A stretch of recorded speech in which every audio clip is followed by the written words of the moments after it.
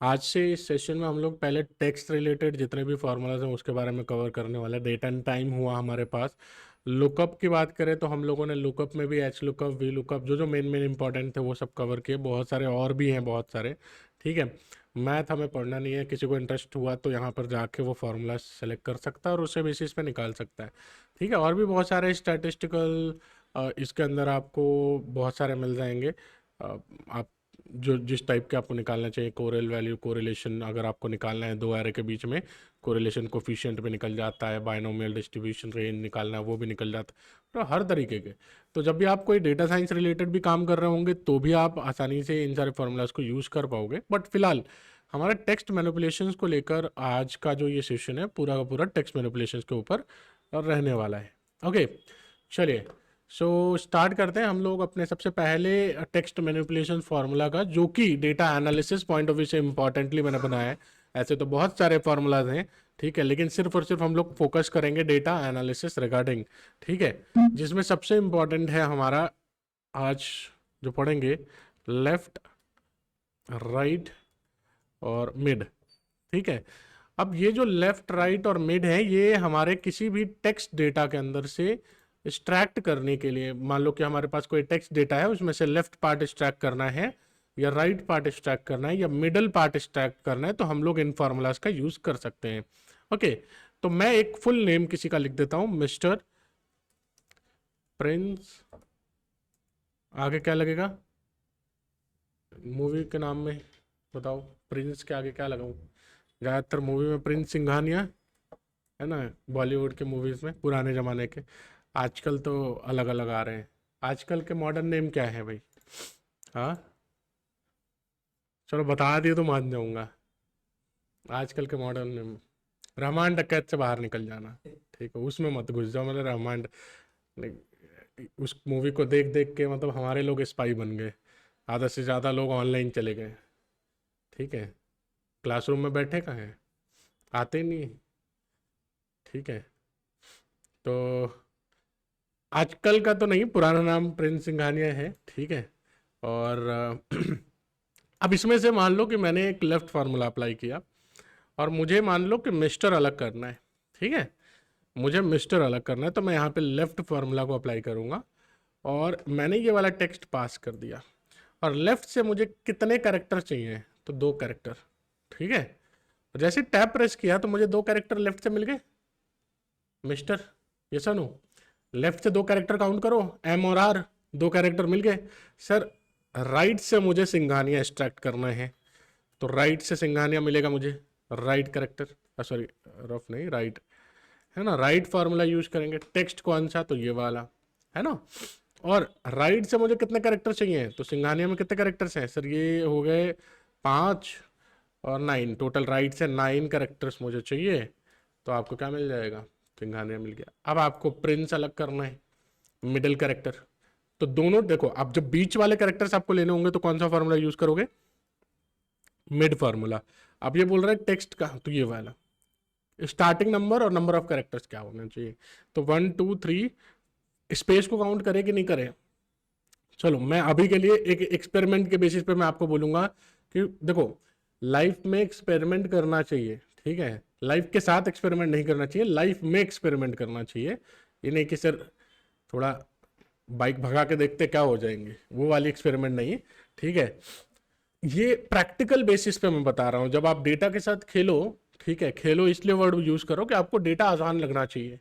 ठीक है, डिफिकल्ट नहीं लगना चाहिए। जब आप सच में उस प्रैक्टिस मोड पे और प्रैक्टिकल मोड पे चले जाओगे कि भाई मैं थोड़ा एक्सपेरिमेंट करता हूँ सर इसमें, मैं यहाँ पर क्या करता हूँ, पहली बार मैंने दो कैरेक्टर ही आगे का छोड़ दिया, तो स्टार्टिंग मैंने थर्ड से रखा, जो कि डॉट आना चाहिए। मैं एक्सपेरिमेंट कर रहा हूँ, मुझे एग्जैक्ट आइडिया नहीं है।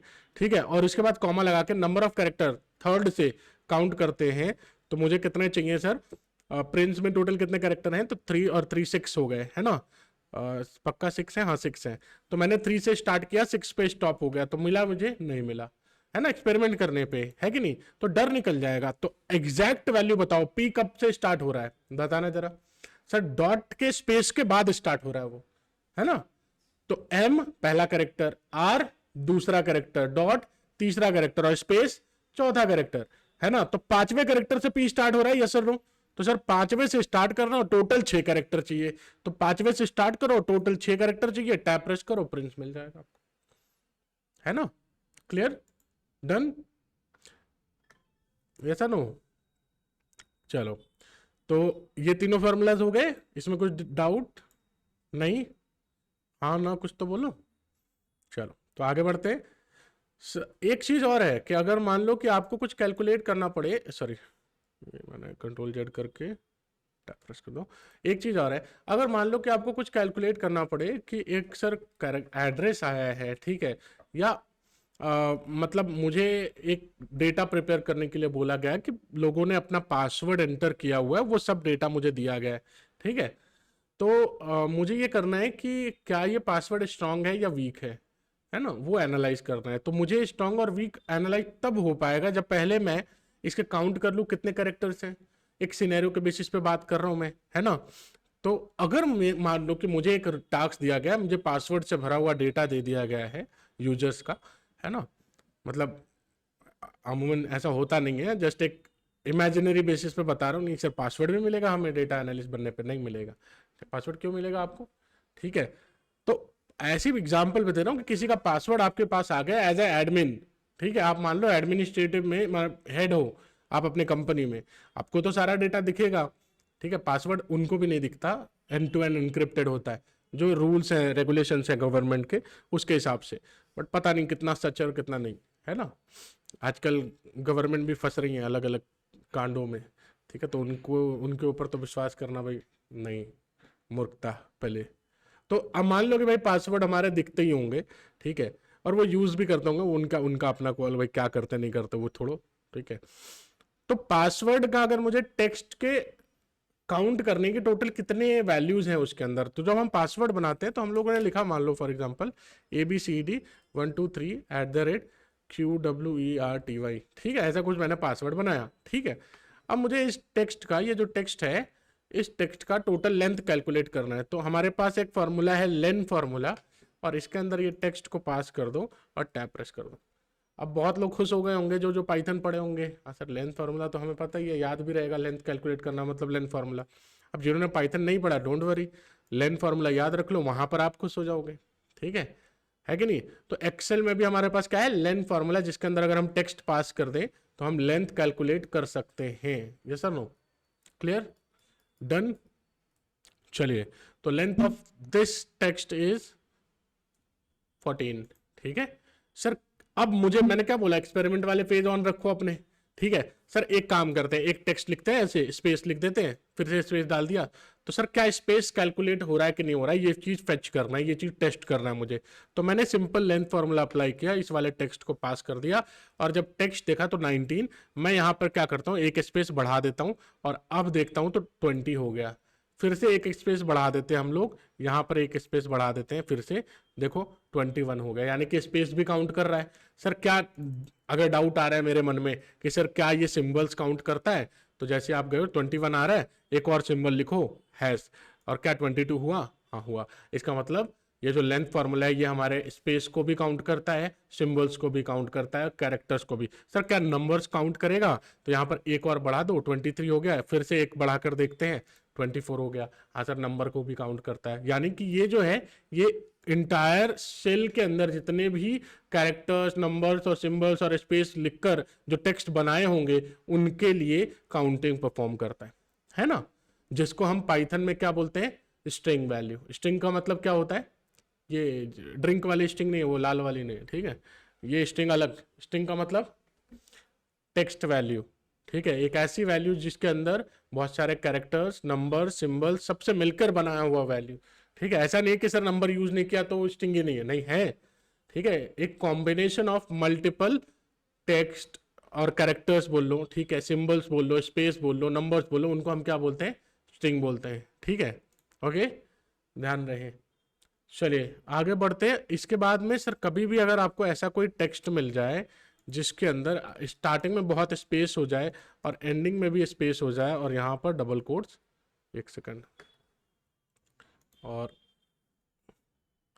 स्टार्टिंग में डबल कोट्स हो, ठीक है, तो अब आपको ये जो unwanted space from the starting and from the ending, अगर आपको वो रिमूव करना है, देन आप क्या यूज करेंगे, ट्रिम फंक्शन। ओके, और यहां पर आप सिंपल अपना टेक्स्ट पास कर देंगे। ठीक है, क्या हुआ भाई, नेटवर्क इश्यूज है क्या? हाँ, ठीक है, चलो अभी क्लियर समझ में आ रहा है ना? डन। तो यहाँ पे क्या हुआ, अनवांटेड स्पेस क्या कर दिया गया, रिमूव कर दिया गया, देखा आपने? ठीक है, अगर आपको ऑब्जर्व नहीं हो रहा तो इसकी लेंथ कैलकुलेट कर लेना, फिर इसकी लेंथ कैलकुलेट कर लेना, आपको दिख जाएगा डिफरेंस। ठीक है, लेंथ कैसे कैलकुलेट करते हैं, लेंथ कैसे कैलकुलेट करते हैं? खड़े हो जाइए, खड़े होके बताओ, लेंथ कैसे कैलकुलेट करते हैं?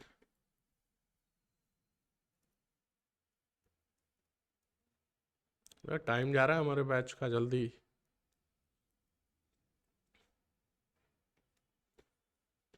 अभी तो बताया लेंथ कैलकुलेट करना, मतलब कहाँ सोए हुए थे?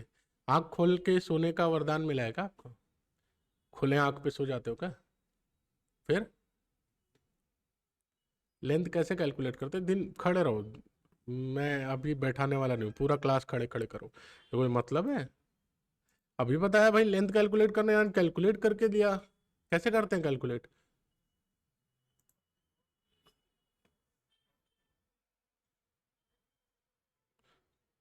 इज इक्वल्स टू ब्रैकेट ये और ये हो गया, एंटर। ठीक है, बराबर है, ठीक है, हाँ आप बताइए। हाँ बराबर बराबर, समझ गया, आप बताइए क्या करें? इक्वल्स टू लिख दिया है मैंने, अब इक्वल्स टू से आगे बढ़ो थोड़ा। हम्म, अगली बार ना दिमाग, कान और आंख तीनों खुले बैठना है यहाँ पे, ठीक है? वरना बैठो ही मत तो ज़्यादा अच्छा है। ये कौन सा तरीका है कि रिकॉर्डिंग से ही पढ़ेंगे सर, रिकॉर्डिंग से देख कर समझ लेंगे बाद में, क्लास में ऐसे ही बैठे रहेंगे बस, समझना ही नहीं है, सुनना ही नहीं है? बताइए, क्या तरीका ये है?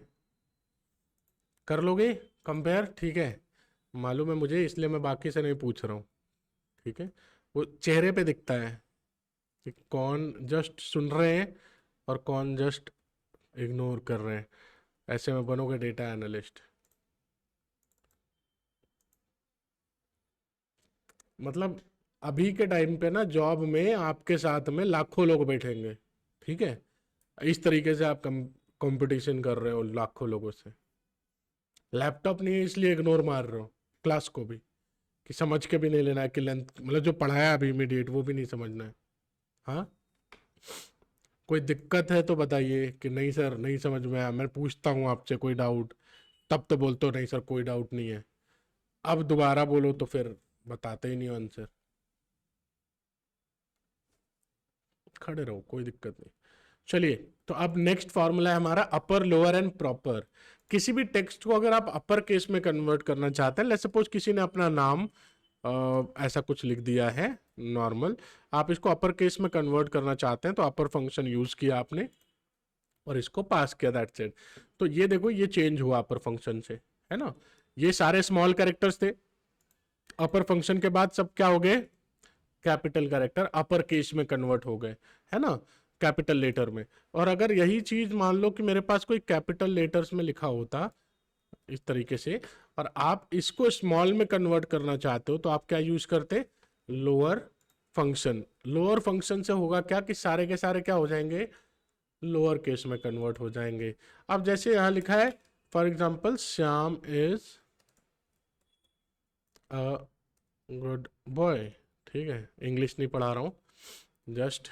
ठीक है, तो यहाँ पर देखो सारे कैरेक्टर्स जो हैं, एक सेकंड में यहाँ पर ना इसको मैं स्मॉल कर देता हूँ, यहाँ पे इसको कैपिटल कर देता हूँ। ठीक है, थोड़ा थोड़ा सा गड़बड़ कर रहा हूँ मैं टेक्स्ट को खुद से, ठीक है?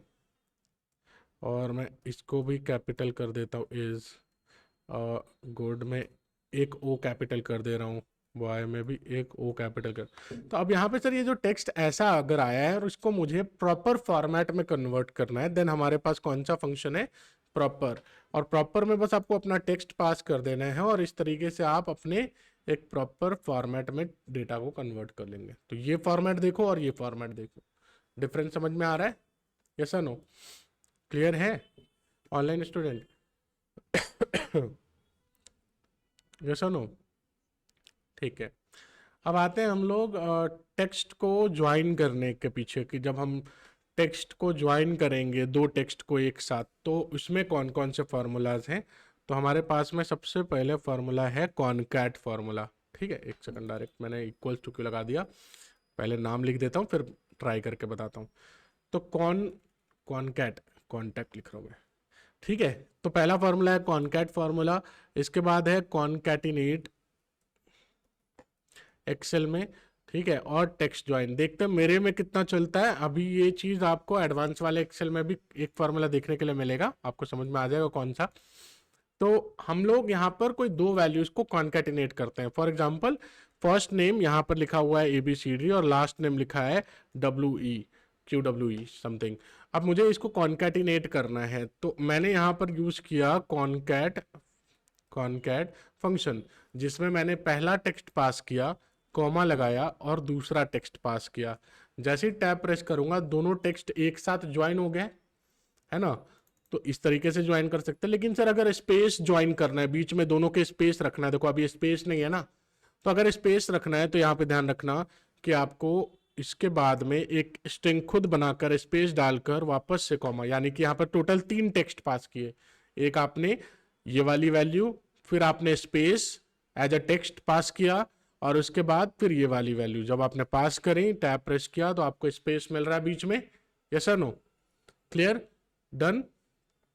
अब पुराना देखो, ये नया मेथड है कॉनकैट मेथड। पुराना मेथड कौन सा था? कॉनकैटिनेट। ठीक है, एक सेकंड मैं इज इक्वल्स लगा लूं, कॉनकैटिनेट। ठीक है, ये पुराना मेथड था। ओके, तो इसमें भी सेम प्रोसेस थी।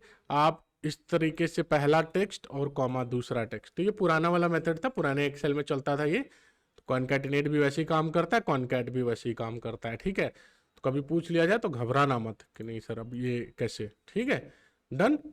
अब आते हैं सबसे इंपॉर्टेंट मेथड, टेक्स्ट ज्वाइन। ठीक है, टेक्स्ट ज्वाइन मेथड जो है हमारा, देख लीजिए कैसे लिखते हैं, टेक्स्ट ज्वाइन। ये मेथड बेसिकली बनाया गया है डिलिमिटर के साथ ज्वाइन करने के लिए। डिलिमिटर मतलब सिंबल्स के साथ ज्वाइन करने के लिए। ठीक है, तो अब जैसे मान लो कि मुझे एक डेट वैल्यू बनानी है, आपको यहाँ लिखा हुआ है डे, मान लेते हैं आज का दिन है 22 दिसंबर, तो मैं यहाँ लिख देता हूँ 22/12/2025।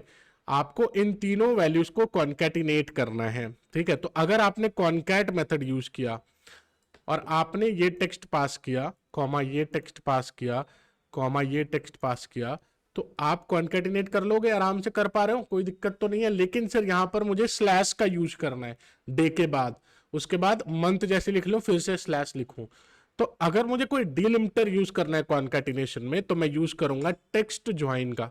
ओके, टेक्स्ट ज्वाइन में पहले आप डिलिमिटर बताते हो कि मुझे जो डिलिमिटर है वो डबल कोट्स के अंदर मैं यहां मेंशन कर रहा हूं, ये वाला सिंबल।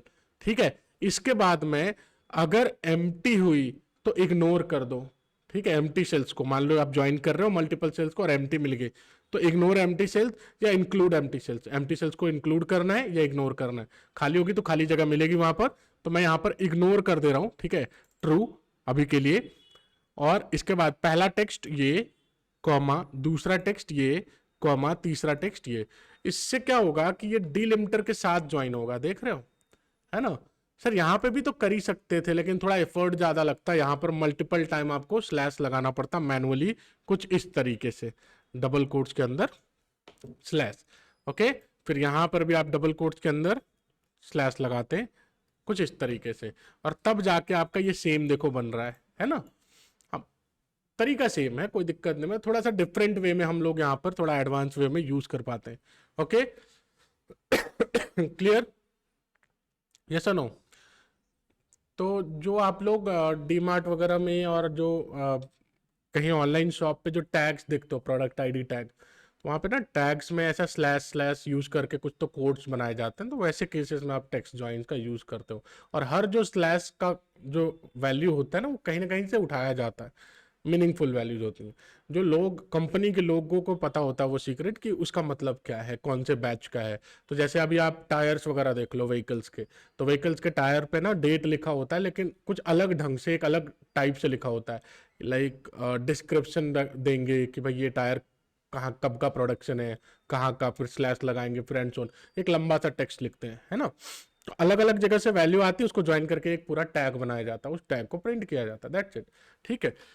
एक एग्जांपल और ले सकते हो फुल नेम क्रिएट करने के लिए, डेट क्रिएट करने के लिए, जैसे अभी हमने किया यहाँ पर, डन।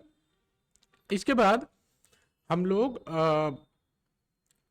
फाइंड, अगर कुछ सर्चिंग करना है, जैसे अगर मान लो मेरे पास एक वैल्यू है बहुत सारे, और मैं यहाँ पर, ठीक है, लिख रहा हूँ, और मुझे सर्च करना है किसी वैल्यूज को, तो मैं यहाँ पर यूज करूंगा फाइंड फार्मूला।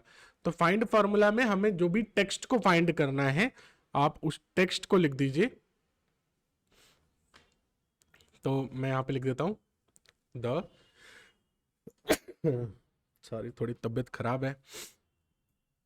इसके बाद इसमें से फाइंड आउट करना है, तो ये बता रहा है स्टार्टिंग, उस वाले टेक्स्ट के स्टार्टिंग नंबर कब से स्टार्ट हो रही है। तो टी जब द स्टार्ट हो रही है, यानी कि टी जब स्टार्ट हो रहा है तो वो 15th नंबर से स्टार्ट हो रहा है, तो वो बता रहा है आपको।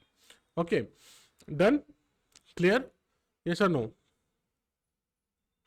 सो अब आ जाते हैं हम लोग। अच्छा, अगर ऐसे में स्प्लिट करना होता, तो स्प्लिट करना होता, इसको दो पार्ट में डिवाइड करना होता, तो क्या करते। तो मतलब ये द को अलग करना होता, तो मतलब इस जगह से स्प्लिट करना होता। अभी मैंने सर्च किया द को, टी एच ई, है ना। तो स्प्लिट करना हो तो मिड हमने ऑलरेडी पढ़ा है, मिड नाम का फंक्शन जो कि मिडल वैल्यूज फाइंड आउट कर लेगा। ठीक है, हमें कितना, हमें पता है ना कि भाई स्टार्टिंग नंबर क्या है, 15। ठीक है, और मिड के अंदर कौन सा फॉर्मूला क्या चाहिए होता है मिड के अंदर, बताओ। तो मिड के अंदर से चाहिए होता है टेक्स्ट, स्टार्टिंग नंबर हमें पता है 15, और कितने नंबर होते हैं टी एच ई में, 3। ठीक है, तो जैसे ही लिखेंगे तो द आ जाएगा, कर लोगे एक्सट्रैक्ट, है ना। क्लियर, डन, आगे बढ़े। इसके बाद सर ये तो हो गई, अगर मान लो मैं अब एक्सपेरिमेंट वाले मोड पे आते हैं, मान लेते हैं सर टी कैपिटल लिख दे, तो सर यहाँ वैल्यू एरर आ रहा है, यानी कि ये केस सेंसिटिव नहीं है, हमें सॉरी केस सेंसिटिव है ना।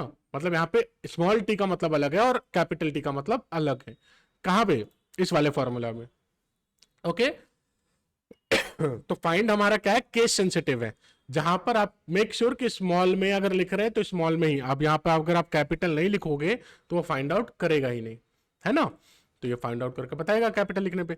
लेकिन सर अगर स्मॉल में लिखा हो, कैपिटल में लिखा हो, ऐसा फर्क नहीं पड़ना चाहिए, तो हमारे पास एक और फॉर्मूला है। कौन सा फॉर्मूला है, सर्च फॉर्मूला। तो ये जो है, ये थोड़ा सा ना हमारा केस सेंसिटिव नहीं होता है, यहाँ पर स्मॉल और कैपिटल दोनों बराबर हैं। तो यहाँ पर हम लोग लिखते हैं द, देखो वहां कैपिटल में लिखा है बट मैं यहाँ पे स्मॉल में लिख रहा हूँ, ठीक है। और कुछ इस तरीके से मैंने पास किया, टैप प्रेस किया, तब भी मुझे आंसर मिला, है ना। देखो मैंने यहाँ पे स्मॉल द लिखा है और यहाँ कैपिटल में लिखा हुआ है, तब भी मुझे आंसर मिला। क्लियर, यस और नो, क्लियर है, डन। अब आते हैं सर एक बहुत इंपॉर्टेंट फॉर्मूला के ऊपर। तो फॉर एग्जांपल मान लीजिए कि यहाँ पे लिखा है मैंने 2025 12 और लिखा है 22, ठीक है, आज का डेट, ठीक है ना। क्लियर, अब ये ऑटोमेटिकली डेट आ गया है, बट जान देते हैं, ठीक है, हम लोग देखेंगे। अब यहाँ पर एक हम लोग बात कर रहे हैं सब्स्टिट्यूट फार्मूला का। सब्स्टिट्यूट मतलब क्या होता है इन जनरल, अगर मैं पूछूं आपसे इसका मीनिंग, सब्स्टिट्यूट का मतलब क्या, बताओ और बैठ जाओ। सब्स्टिट्यूट का मतलब बताओ कि क्या है, बताइए। अक्सर आप ये वर्ड सुनते होंगे क्रिकेट में, फुटबॉल में, गेम वगैरह खेलते समय।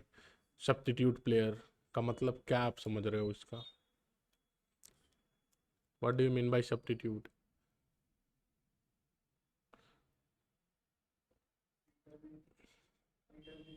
क्या मतलब, अल्टरनेट, नहीं वो तो वर्ड के साथ जुड़ जाता है, अल्टरनेट सब्स्टिट्यूट, ठीक है। रिप्लेसमेंट, सब्स्टिट्यूट मतलब व्हाट, रिप्लेसमेंट, सब्स्टिट्यूट करना, ठीक है। In general. तो यहाँ पे भी वही मीनिंग है। मान लेते हैं माइनस को मैं हटाकर स्लैश रखना चाहता हूँ, तो ये बोल रहा है कि टेक्स्ट बता दो जिसमें आप सब्स्टिट्यूशन अप्लाई करना चाहते हो। फिर ये बोल रहा है कि ओल्ड टेक्स्ट बता दो, तो मैं यहाँ डबल कोट्स में माइनस को मेंशन कर रहा हूँ, और न्यू टेक्स्ट में डबल कोट्स में स्लैश को मेंशन कर रहा हूँ। तो क्या ये हटा देगा? तो यहाँ पर हटा तो, लेकिन सर ये अलग से एक वैल्यू आई है आपकी जनरल में। मैं एक चीज करता हूँ, इसको जनरल बनाता हूँ पहले तो। ठीक है, तो देखो जनरल में भी यही है और ये भी वही जनरल में वैल्यू। तो क्या होता है कि डेट का एक जनरल वैल्यू है यहाँ पर, ठीक है। अगर उसको नंबर्स की तरह ट्रीट किया जाए, या फिर तो अभी फिलहाल के लिए मैं यहाँ पर आपको कुछ अलग सा दिखाता हूँ। जैसे ABC माइनस XYZ माइनस और मान लो QWE। ओके, अब मुझे इस वाले में सब्स्टिट्यूट करना है माइनस के जगह पे स्लैश का। तो इस टेक्स्ट में मुझे ओल्ड जो माइनस मिलेगा उसको सब्स्टिट्यूट करना है स्लैश से, डबल कोट के अंदर ऐसा लिख दिया। टैप प्रेस करते ही मुझे यहाँ पे देखो क्या मिल रहा है। तो यहाँ पे भी वही आंसर आया है, ऐसा नहीं है कि गलत आंसर आया है। बस आप इसको जब डेट वैल्यू में चेंज करते हो, आ गया शॉर्ट डेट, और इसको भी जब आप डेट में चेंज करोगे तो आपको आंसर मिलेगा शॉर्ट। एक सेकंड। हाँ,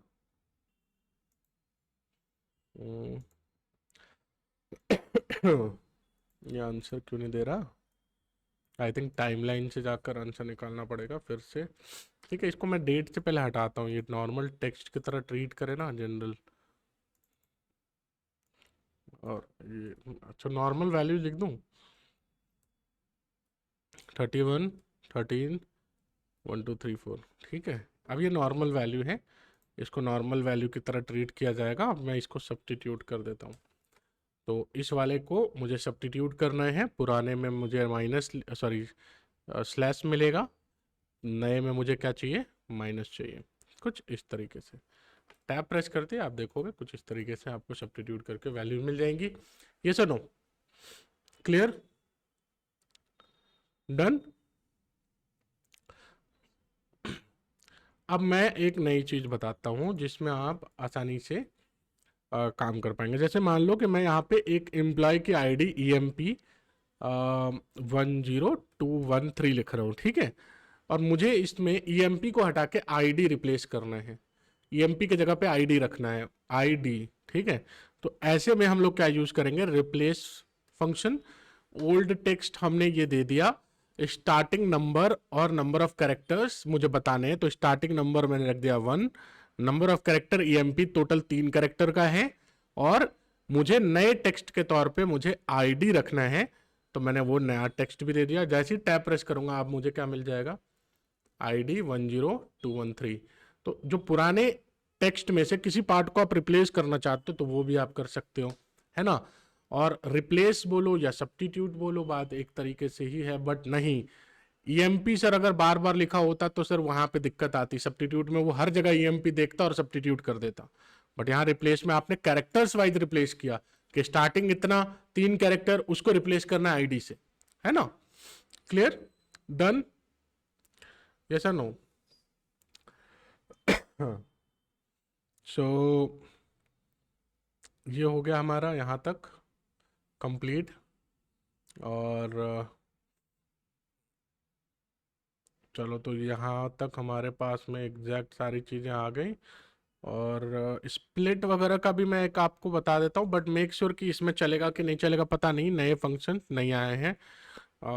एक फंक्शन है स्प्लिट फंक्शन, जो आप स्प्लिट कर सकते हो उसको उस सिंबल्स के बेसिस पे, डिलिमिटर के बेसिस पे। तो मैं यहाँ पर आपको बता दे रहा हूँ। ये टेक्स्ट स्प्लिट करके कुछ आया क्या फंक्शन? नहीं आया। टेक्स्ट स्प्लिट नाम से एक फंक्शन है जिसमें अपना टेक्स्ट पास कर दो। मान लो यहाँ पे कोई टेक्स्ट लिखा हुआ वो पास कर दिया। इसके बाद आपको पास करने होते हैं कि जिस जगह से आपको स्प्लिट करना है। तो जब भी मुझे ये सिंबल मिलेगा मैं स्प्लिट कर दूंगा उसको, है ना। तो ऐसा कुछ कर सकते हैं, बट अभी फिलहाल के लिए हमारे पास ऐसा कोई फार्मूला इसमें MySQL जो मैंने क्रैक वर्जन ले रखा है उसमें नहीं है। बट ये फार्मूला आप लोग लिख कर रखिएगा, इस तरीके से टेक्स्ट स्प्लिट कर सकते हैं। ओके, डन है? क्लियर? ऐसा नो? चलो एक छोटा सा टास्क कर लेते हैं। तो यहाँ पे ढेर सारी मेल आईडी दी गई हैं, ठीक है। ढेर सारी मेल आईडी आपको दी गई हैं, मेल आईडी। ओके, आपको एक्सट्रैक्ट करना है डोमेन। अब जिनको नहीं पता थोड़ा सा तो कॉन्सेप्ट पढ़ाना ही पड़ेगा आप लोगों को, ठीक है। कॉन्सेप्ट में क्या है भाई, तो कॉन्सेप्ट में सर ये है कि किसी की मेल आईडी है, मान लो ABC डॉट या फिर abc@gmail.com, ठीक है। तो ये कौन से डोमेन का मेल आईडी है, gmail.com, ठीक है। ये डोमेन होता है, एट द रेट के बाद जो भी रहेगा वो डोमेन रहेगा, है ना। तो एट द रेट के बाद जो भी रहेगा वो डोमेन रहेगा, आपको डोमेन का नाम बताना है। तो यहाँ मेल आईडी लिखा हुआ है, आपको यहाँ डोमेन का नाम बताना है एक्सट्रैक्ट करके, ठीक है। तो उसके लिए आप क्या यूज करोगे, क्या फॉर्मूला, तो यहाँ पर डोमेन है बहुत सारे, ठीक है। यहाँ पर एक फॉर्मूला लिखना है डोमेन को एक्सट्रैक्ट करने के लिए, क्या लिखोगे बताओ। चलो ये यहीं पर आंसर कर लेंगे, क्या लिखेंगे कोई बताओ।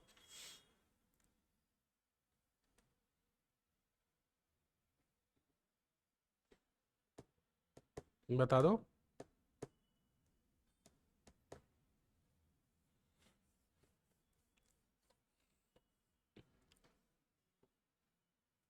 हम्म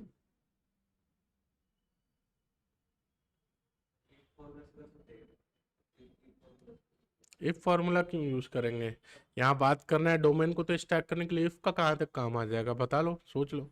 तो ये टास्क रहा, बैठ के अभी बनाओगे आप लोग, ठीक है। मैं चलो मैं नहीं, मैं बताऊंगा नहीं, आप लोग देख लो, मैं कल देखता हूँ, ठीक है।